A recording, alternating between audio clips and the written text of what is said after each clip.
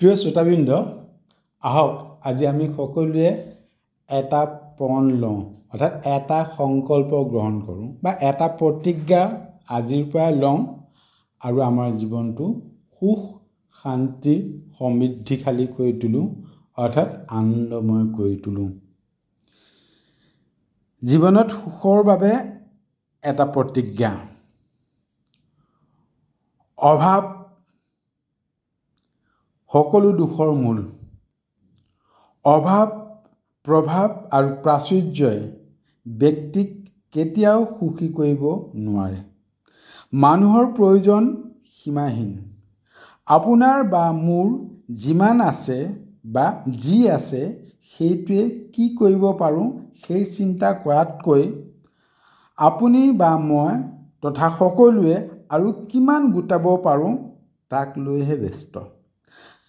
আমাৰ হাতত 90 টকা আছে যদি কেনেকৈ এশই কৰিব পাৰোঁ তাকে ভাবি ভাবি জীৱন পাৰ কৰি দিওঁ। ফলত হাতত থকা 90 টকাৰ আনন্দ ল'বলৈ পাহৰোঁ। এই বিশ্বত ভালতকৈও ভাল কাম কৰি থকা ব্যক্তিসকল বা তাৰ মূল উদ্দেশ্য কি?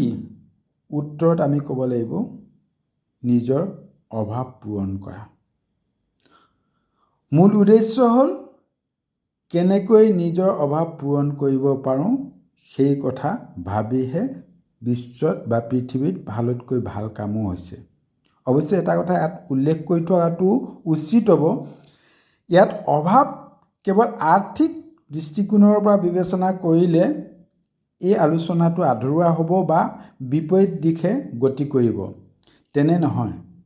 অভাৱ কেৱল ধন বা সম্পত্তি নহয়। আমি পূৰণ কৰিব বিচৰা অভাৱ তাতকৈ ব্যাপক, অৰ্থাৎ মান, মৰ্যাদা, ধন, সম্পত্তি, সন্মান, ক্ষমতা, খ্যাতি, যশস্যা, নাম, গৰিমা, প্ৰশংসা, কৃতিত্ব এই সকলোবোৰে আমাৰ অভাৱ বা আমাৰ জীৱনৰ চাহিদা। এই অভাৱ পূৰণ কৰিবলৈ কোৱা কথা কোৱা হৈছে। অন্যহাতে চোৰ, ডকাইত, ঠগ, প্ৰবঞ্চক, অন্যায়, অসৎ কৰ্মত লিপ্ত ব্যক্তিসকল, দুৰ্নীতিগ্ৰস্ত ব্যক্তিসকল, ভাবুকি দি কাৰোবাৰ পৰা কিবা গ্ৰহণ কৰিব বিচৰা ব্যক্তিসকল ইত্যাদি পৃথিৱীত আটাইতকৈ নিকৃষ্ট বা বেয়া কাম কৰি থকা কোনোবা ব্যক্তি আছে আৰু সেইসকল ব্যক্তিক যদি আপুনি সূক্ষ্মভাৱে চায় তেওঁলোকৰ এটাই উদ্দেশ্য, কি? অভাৱ পূৰণ। অভাৱ পূৰণৰ প্ৰবৃত্তি তাতে লুকাই আছে। কিন্তু এটা কথা দি ক'ব পাৰোঁ যে এই দুয়ো শ্ৰেণীৰ ব্যক্তিৰ ভিতৰত কোনো এজনেও সুখী জীৱন পোৱা নাই। আপোনাৰ মোৰ বা সৰ্বসাধাৰণৰ বাবে চাইকেল, বাইক বা গাড়ী এখনৰ অভাৱে যিদৰে খুলি খাইছে, আদানী, আম্বানী, টাটা, বিৰলা আদি বৃহৎ পুঁজিপতিৰ অৱস্থা একেই। পাৰ্থক্য এটাই, আমি সৰু মানুহ, সৰু অভাৱ, সেইসকল ডাঙৰ মানুহ, ডাঙৰ অভাৱ। শেষত ফলাফল একেই। আম্বানীয়ে আজি ভাবি পাৰ পোৱা নাই যে আৰু 5খন ৰাষ্ট্ৰলৈ জিঅ' নেটৱৰ্ক কেনেকৈ সম্প্ৰসাৰণ কৰিব পাৰি। এতিয়া থকা 10খন ৰাষ্ট্ৰৰ উপাৰ্জনে তেওঁক অতা নাই, অৰ্থাৎ তেওঁৰ অভাৱ এতিয়াও পূৰণ হোৱা নাই। এতিয়া আহোঁ মূল কথাটোলৈ। আপুনি সুখী আছিল, সুখী আছে আৰু সুখী হৈ থাকিব। প্ৰকৃতিয়ে আমাক জীৱন দিছে যেতিয়া জীৱিকাও নিশ্চয় দিব। অধিক বিচাৰোঁতে থকাখিনিও থাকি যাব, আপুনি আৰু মইহে যাব লাগিব। তেতিয়াহ'লে আমি সকলোৱে এটা কথাই কোৱা বা একাষাৰতে কোৱা ভাল যে আমি আমাৰ অভাৱ কেনেকৈ সীমিত কৰিব পাৰোঁ। এতিয়া আমি সেই সকলো অভাৱ একাষৰীয়া কৰি থওঁ।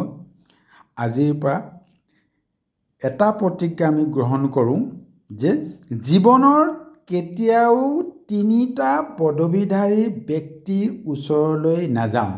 আকৌ ৰিপিট কৰিছোঁ, জীৱনত কেতিয়াও পদবীধাৰী বা পদাধাৰী ব্যক্তিৰ ওচৰলৈ নাযাওঁ।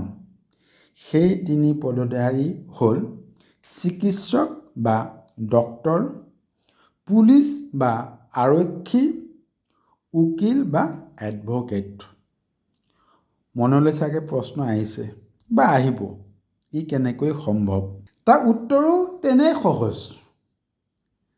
স্বাস্থ্যৰ ওপৰত গুৰুত্ব দিয়ক। দৈহিক আৰু মানসিক দুয়োটা স্বাস্থ্যৰ কথাই কোৱা হৈছে। স্বাস্থ্যৰ ওপৰত গুৰুত্ব দিয়ক, কেতিয়াও ডক্তৰৰ ওচৰলৈ যাব নালাগে। চৰিত্ৰৰ ওপৰত গুৰুত্ব দিয়ক, কেতিয়াও পুলিচৰ ওচৰলৈ যাব নালাগে। সম্বন্ধ বা সম্পৰ্কৰ ওপৰত গুৰুত্ব দিয়ক, কেতিয়াও উকিলৰ ওচৰলৈ যাব নালাগে।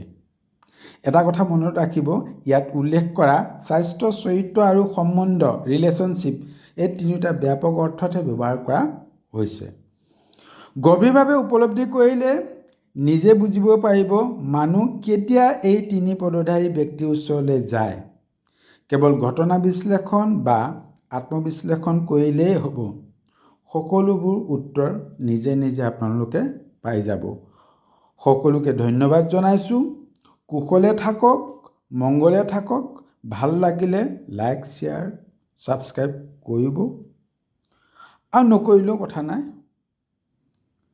কিয়নো মই মোৰ কৰ্তব্য যিখিনি য'ত কিঞ্চিত আছে এইদৰে প্ৰকাশ কৰি গৈ থকাটোৱে বিচাৰোঁ।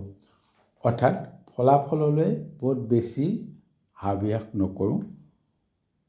সকলোকে পুনৰ এবাৰ ধন্যবাদ জনাইছোঁ।